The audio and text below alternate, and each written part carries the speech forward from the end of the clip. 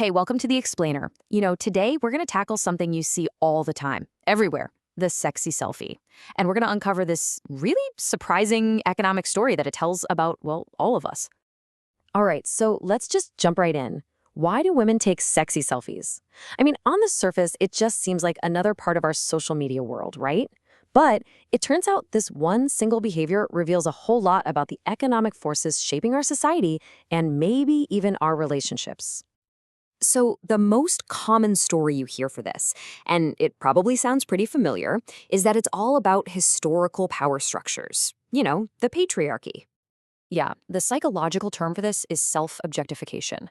And the basic idea is that, in a society where there's gender oppression, women are kind of taught to see themselves through an outsider's eyes, to view themselves as an object, basically, valuing their bodies over maybe some of their other qualities. And as researcher Dr. Candace Blake puts it, this whole framework argues that beautification is something that is done to women. It's a direct result of that patriarchal pressure we were just talking about. The whole behavior is framed as a reaction, really, a reaction to being oppressed. But what if that's not the whole story? Dr. Blake and her team, they kind of suspected there was something else going on here. Because to them, this behavior, it didn't just look like oppression. It looked a lot more like competition, something women were actively using to get ahead. And that little insight? It completely changes the question. What if we're not talking about passive victims here? What if women are actually active, strategic players in a totally different kind of game? So, think about it like this. Instead of a top-down pressure coming from men, this new theory suggests that the sexy selfie is actually a tool for competition among women. It's a way to try and climb a social ladder, to seek status. And you know what? It turns out this can be a really smart strategy. We all have this built-in bias to think more highly of attractive people, and that translates into some very real-world benefits. We're talking a 10 to 15% boost in what you can earn, being seen as smarter and more competent, and building those crucial social networks. So investing in your appearance, well, it can be a pretty rational move. Okay, so which theory is it? To figure this out, researchers launched this absolutely massive study. I'm talking analyzing 3 billion social media posts from literally every country in the world. And what they found was not what anyone expected. Okay, so here's the big reveal. They found that economic inequality is a way better predictor of sexy selfies than gender inequality. I mean, yeah, selfies were more common in places with high gender inequality, but the second, the researchers factored in income inequality. That gender effect just vanished. It completely disappeared. The real driver wasn't the power dynamic between men and women. Nope, it was the economic gap between the rich and the poor. And get this isn't just an online thing.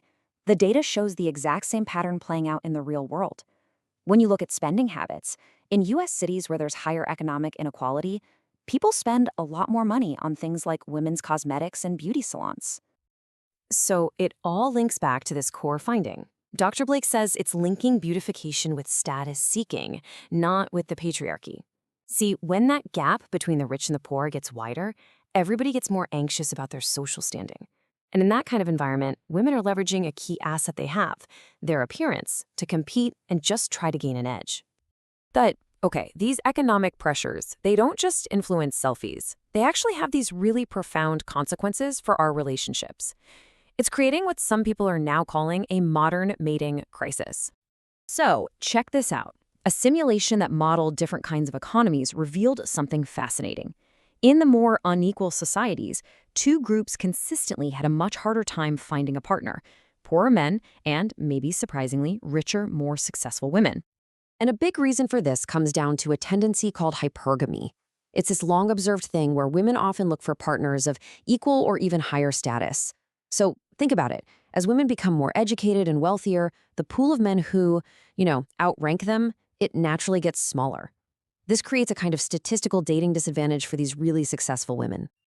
So what does this all mean for us, right? Well, this research really gives us a powerful new way to look at our world.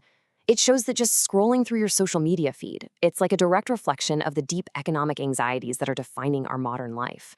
So the sexy selfie? It's not just about vanity, it's a strategy for survival in a world that's becoming more and more unequal. And that leaves us with one last Kind of provocative thought to chew on. The selfie might be one of the most obvious examples, right?